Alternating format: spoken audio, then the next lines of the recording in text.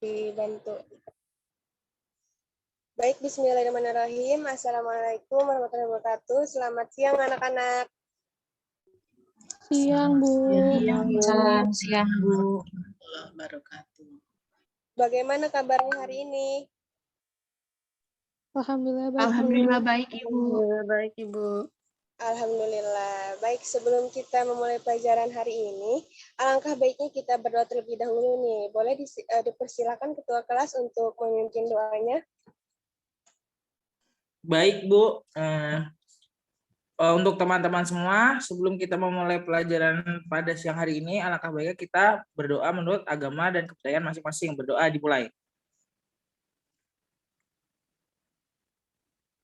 Berdoa cukup, saya kembalikan lagi kepada Bu Haifa. Baik, terima kasih Agung. Nah, sebelum itu Ibu juga akan mengecek kehadiran terlebih dahulu dari presensi yang sudah Ibu berikan kepada ketua kelas ya. Sebentar. Nah, alhamdulillah hari ini hadir semua ya. Nah, langsung saja nih kita mulai pelajaran. Yaitu kita akan belajar tentang evolusi. Nah, sebelumnya kita akan melihat video terlebih dahulu.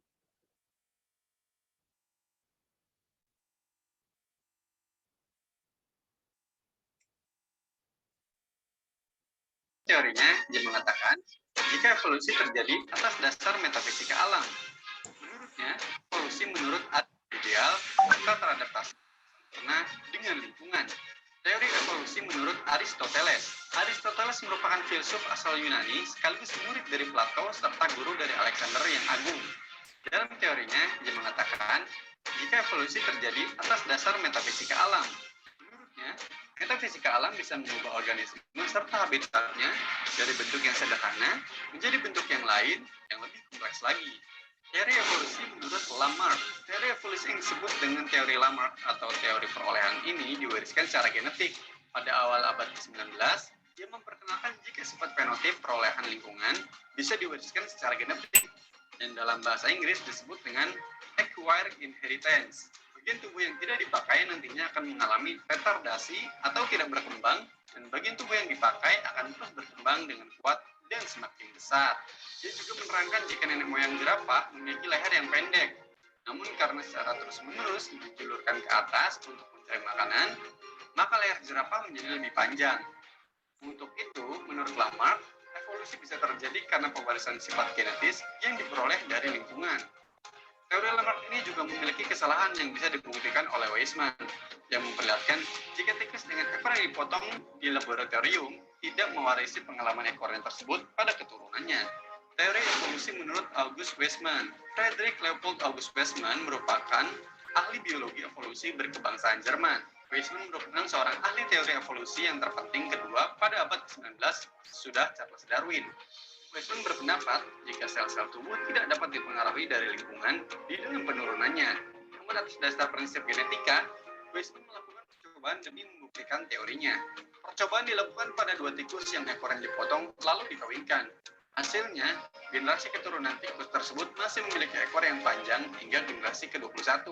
Dari percobaan itulah Weismann membuat kesimpulan bahwa perubahan sel tubuh terjadi karena pengaruh dari lingkungan atau faktor eksternal pertumbuhan tidak diwariskan ke generasi selanjutnya. Weismann juga menyimpulkan bahwa evolusi adalah tentang genetika, yang artinya merupakan gejala seleksi alam pada beberapa faktor genetika. Teori evolusi menurut Charles Darwin. Charles Darwin adalah seorang naturalis dan ahli geologi Inggris, paling dikenal untuk kontribusinya pada teori evolusi. Dalam teorinya, Charles Darwin menyatakan jika evolusi bisa terjadi karena proses seleksi alam. Sehingga teori dari Charles ini juga disebut dengan teori seleksi alam. Teori Darwin ini disusun berdasarkan fakta yang sudah diamati saat berkeliling dunia menggunakan kapal Beagle di Kepulauan Galapagos dan juga beberapa area lainnya di Amerika Selatan. Selain itu, dia juga dipengaruhi dari 2 buku, yakni Principles of Geology karangan Charles Lyell yang menguraikan tentang perubahan geologis yang bersifat gradual atau secara perlahan namun pasti dan konsisten serta terus-menerus, dan buku Malthus tentang populasi penduduk dunia yang bertambah atas dasar deret ukur. Sedangkan jumlah makanan akan bertambah berdasarkan deret hitung, sehingga ada kecenderungan saling berebut sumber daya lewat perjuangan hidup. Pada abad ke-19, terutama semenjak penerbitan buku Darwin, The Origin of Species, pemikiran bahwa kehidupan berevolusi mendapat banyak kritik dan Baik, menjadi tema yang untuk video dicukupkan saja. ini. Ya, terima kasih Alif. Nah, oke.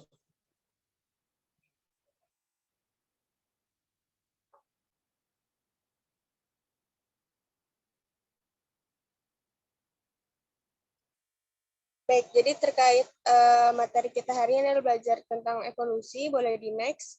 Nah, sebelumnya itu ada pun KD ya untuk pembelajaran kita hari ini.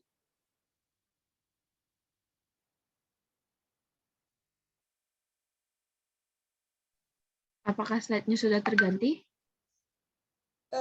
Sepertinya belum, Olive, kalau di saya. Belum.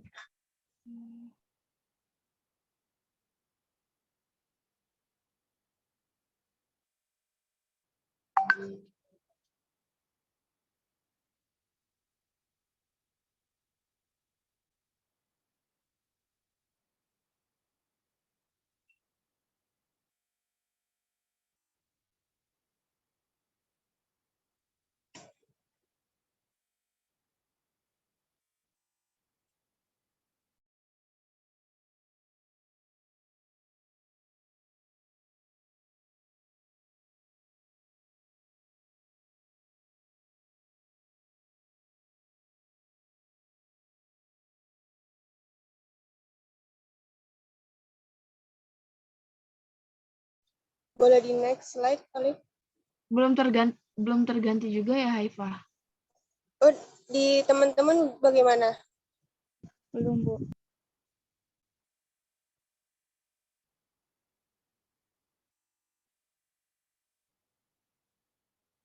Sepertinya di saya tidak bisa di slideshow, Bu. Coba Mas, seperti ini aja, yang penting ngebaca, bisa nggak ngebaca? Iya, tidak apa-apa, tidak di slide solid.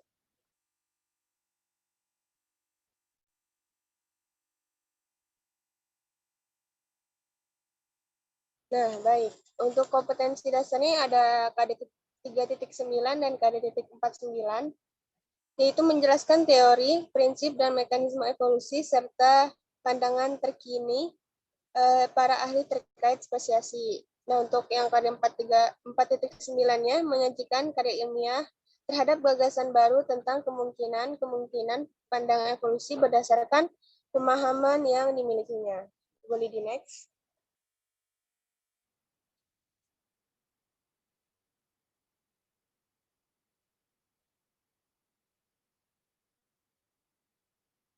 Sebentar ya, Haifah. Maaf. Baik, Olive.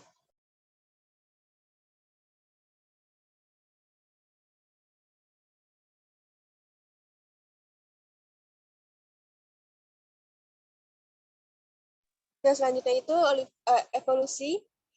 Terdiri dari materi ada teori-teori evolusi, bukti evolusi, dan mekanisme evolusi. Boleh di next.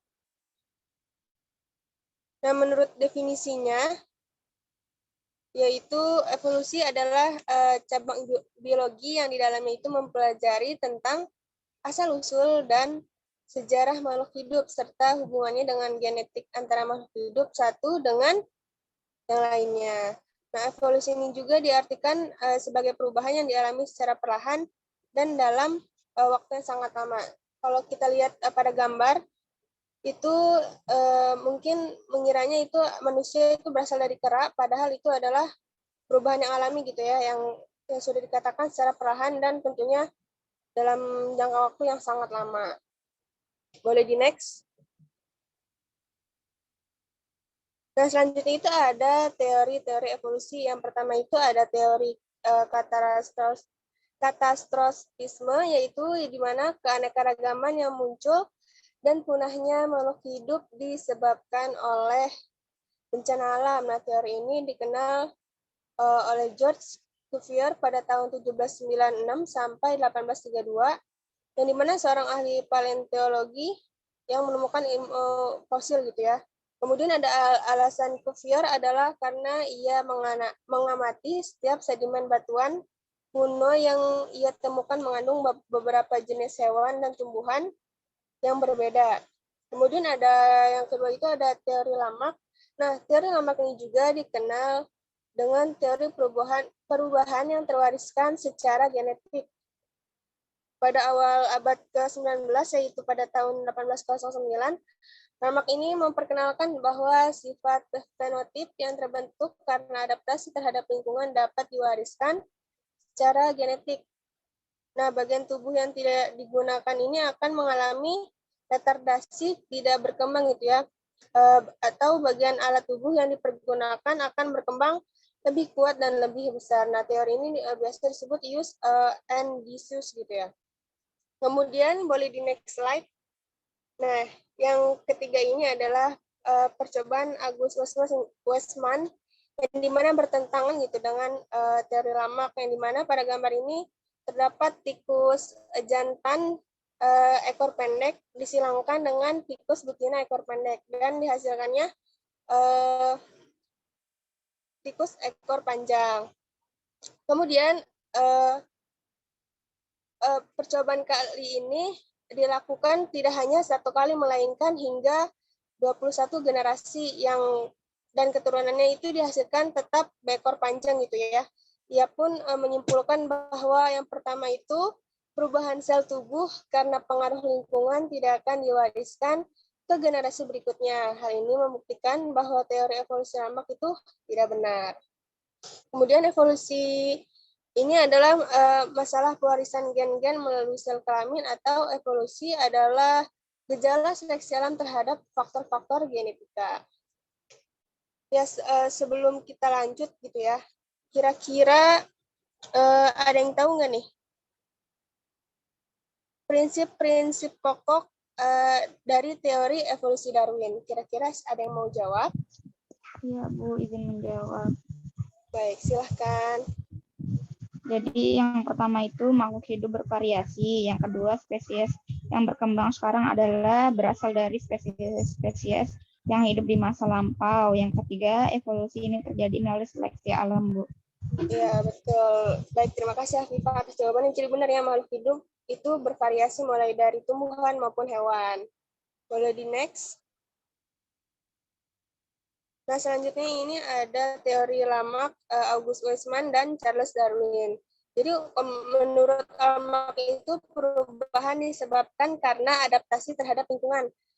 Bisa kita lihat gitu ya, yang tadinya jerapah itu berleher pendek karena untuk mereka bertahan hidup, jadi mereka menyesuaikan pohon juga nih yang semakin tinggi. Jadi mereka akan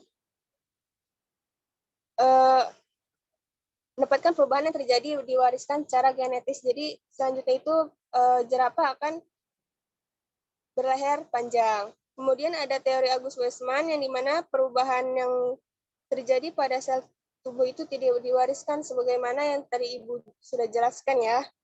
Perubahan pada sel kelamin juga diwariskan gitu. Kemudian ada teori Charles Darwin yang dimana makhluk hidup dapat dalam suatu populasi ini bervariasi. Jadi pada gambar itu, menurut Charles Darwin ini, jerapah itu bervariasi, ada yang berleher panjang dan ada yang berleher pendek.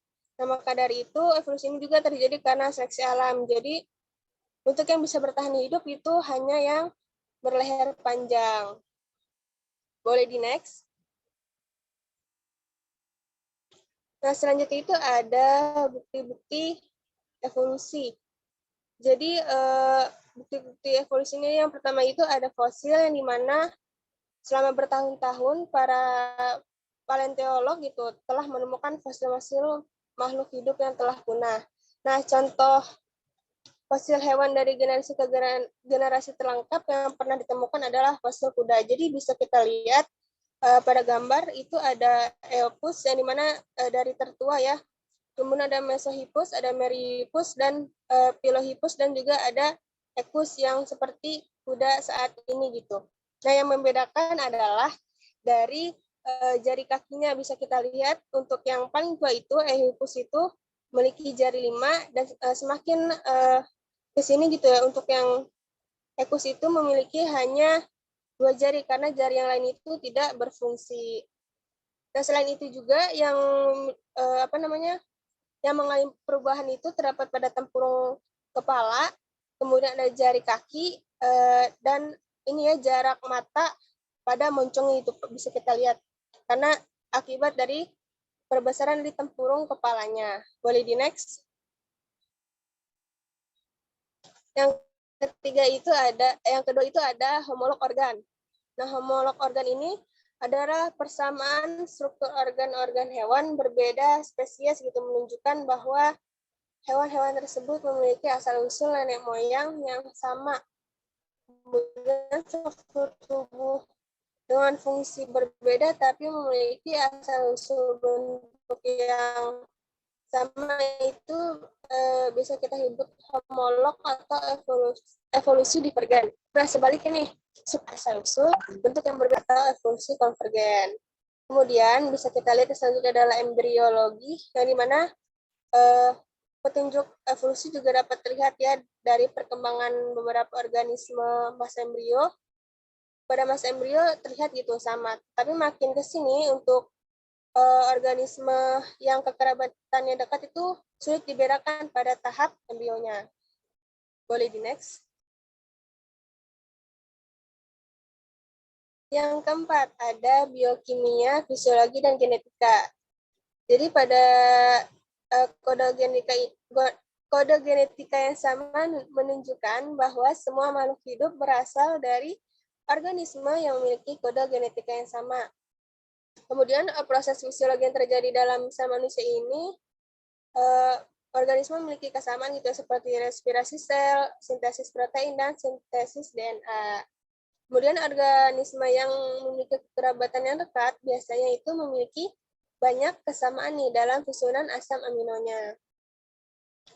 Yang kelima ada seleksi alam yang teramati. Jadi pada awal 1850 gitu ya di Inggris, ini lebih banyak ngengat yang bersayap putih gitu setelah revolusi industri itu pada di tahun 1900-an lebih banyak ngengat bersayap hitam. Jadi karena limbah industri gitu ya dari asap-asap pabrik dan udara pun menjadi hitam, oleh karena itu ngengat pun lebih banyak yang bersayap hitam. Kemudian ada yang keenam itu ada variasi dan biogeografi, yang dimana individu-individu ini sejenis yang berada di tempat yang berbeda dengan daerah asalnya, yaitu dalam perkembangannya nih yang akan memiliki perbedaan atau variasi. Nah, variasi ini dipengaruhi oleh kondisi lingkungannya. Perbedaan tersebut akan bersifat menetap dan dalam jangka waktu yang akan semakin berbeda gitu dengan nenek moyang asalnya. Kemudian ada yang ketujuh, yaitu ada organ vestigial atau organ sisa, yang dimana organ kecil atau organ tidak lengkap yang tidak memiliki fungsi tertentu. Beberapa organ vestigial ini pada manusia adalah contohnya, ada 7 ya. Maaf, ada 6, yaitu selaput mata pada mata sebelah dalam, kemudian ada tulang ekor, ada gigi taring, ada umbai cacing atau appendix, otot penggerak telinga, dan rambut pada dada. Jadi ke-6 organ sisa ini tidak berpengaruh gitu, maksudnya itu tidak sering dipakai oleh kita gitu. Oke, selanjutnya itu sebelum kita masuk ke mekanisme evolusi, kira-kira ada yang tahu nggak nih? Mekanisme evolusi ini terdiri dari apa aja? Ada yang mau jawab? Saya, Bu. Boleh silakan.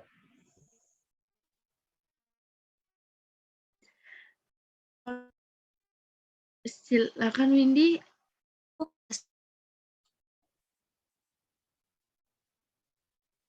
Ibu, suara saya dengar. Putus-putus, mohon maaf, yang jawab siapa ya?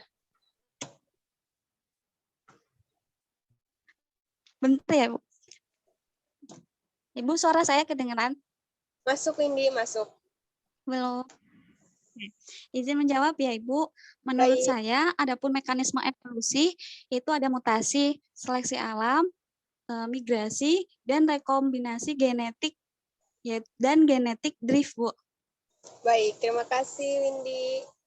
Ya, dari kelima tersebut akan Ibu jelaskan ya. Boleh di next slide.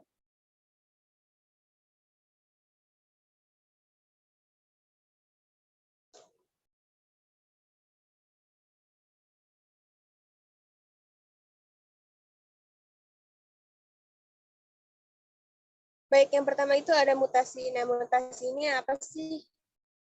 Jadi mutasi ini merupakan perubahan gitu ya, susunan DNA sel genom yang diakibatkan oleh mutagen dan dapat menyebabkan perubahan sifat menurun gitu ya dari sel genom ini pada generasi penerus, mana mutasi genetik yang meningkatkan keberlangsungan dan reproduksi suatu organisme menjadi lebih umum nih, dan tetap dari generasi ke generasi pada suatu populasi. Nah, kondisi tersebut menyebabkan kompetensi antar organisme untuk bereproduksi dan bertahan hidup. Yang ketiga adalah migrasi atau perpindahan spesies gitu dari tempat satu ke tempat lainnya. Nah, migrasi ini akan membuat spesies beradaptasi dengan lingkungannya yang baru tentunya gitu ya. Hal ini menyebabkan kemunculan generasi-generasi spesies yang berbeda dengan nenek moyang asal-usul spesies tersebut. Kemudian boleh di next.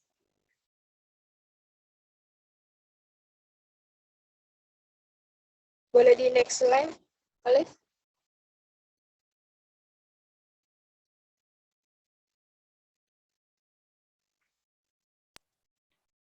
Sudah Yang terganti ya, Bu? keempat dan kelima itu ada ini ya, ada sebentar. Kalau di saya belum.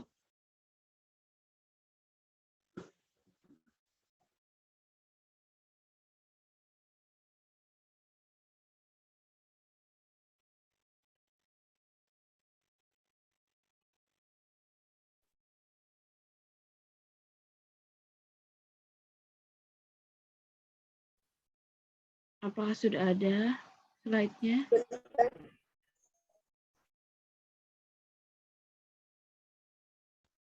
Di saya belum berganti apa jaringan ya? Oke, saya jelaskan saja ya. Yang keempat itu ada rekombinasi gen yang terjadi karena adanya perkawinan silang gitu. Seperti yang tadi contoh pada tikus, nah perkawinan silang ini memunculkan variasi spesies baru. Kemudian yang kelima ada genetic drift, merupakan perubahan dalam frekuensi alel suatu kumpulan gen yang terjadi secara acak dari populasi yang terisolasi. Nah, bisa kita lihat gitu ya, ada gambar yang terdiri dari alopatrik, peripatrik, parapatrik, dan simpatrik. Nah, jadi mereka ini memiliki tahapan awal berbeda-beda, seperti pembentukan, kemudian ada masuknya habitat baru yang dari dalam itu keluar. Kemudian juga ada sama juga terkait masuknya habitat baru dan tentunya ada perubahan genetik. Nah, untuk evolusi reproduktif ini ada yang terisolasi, kemudian habitatnya terisolasi, dan juga para patrik ini habitatnya itu bersebelahan gitu ya. Dan simpatrik ini populasi dalam populasi. Nah, isolasi reproduksi ini juga terdapat 3 macam gitu ya. Ada isolasi prozigotik, yang kedua ada isolasi gametik, dan yang ketiga itu ada isolasi posigotik. Nah, isolasi prozigotik ini dibagi lagi, terdapat isolasi geografis, kemudian ada isolasi habitat yang sama seperti pada gambar gitu, maksudnya habitat baru. Kemudian ada isolasi mekanik, isolasi musim, dan isolasi tingkah laku. Nah, biasanya yang isolasi tingkah laku ini terdapat pada tumbuhan gitu ya. Kemudian ada isolasi gametik, dan yang terakhir ada isolasi posigotik. Baik, sampai sini ada yang ingin ditanyakan? Atau sudah paham? Baik, sepertinya tidak ada ya. Jika tidak ada yang bertanya, Ibu minta ada yang memberikan kesimpulan pada materi kita hari ini. Ada yang ingin memberikan kesimpulan? Saya, Bu. Iya, Bu. Saya izin memberikan kesimpulan. Yang pertama itu bahwa petunjuk evolusi biologi itu meliputi Bagaimana anak-anak, ada variasi-variasi yang yang bisa ingin memberikan kesimpulan hari ini pada materi evolusi? Iya, Baik, Bu, saya, Bu. silakan. Iya, yang pertama itu bahwa saya petunjuk evolusi itu meliputi variasi-variasi yang terjadi pada individu dalam satu keturunan.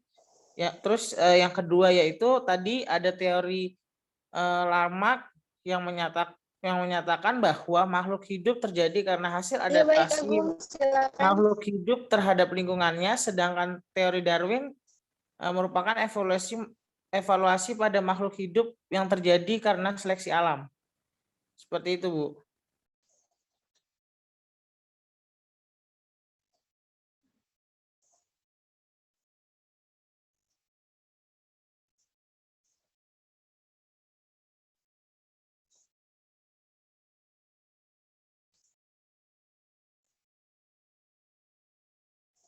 Baik, terima kasih Agung atas kesimpulannya. Boleh di next slide yang terakhir aja nih, yang LKPD. Ya, baik.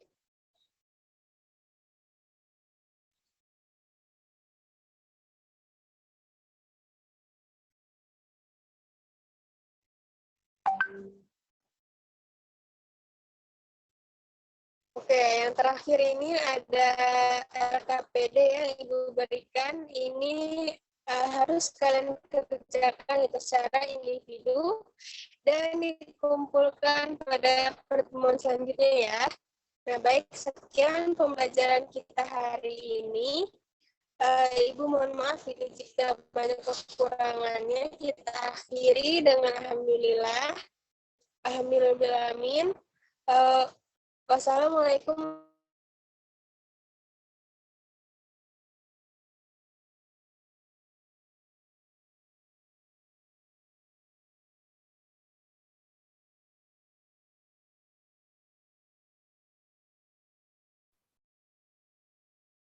Alhamdulillah sudah selesai. Mungkin recordingnya di stop.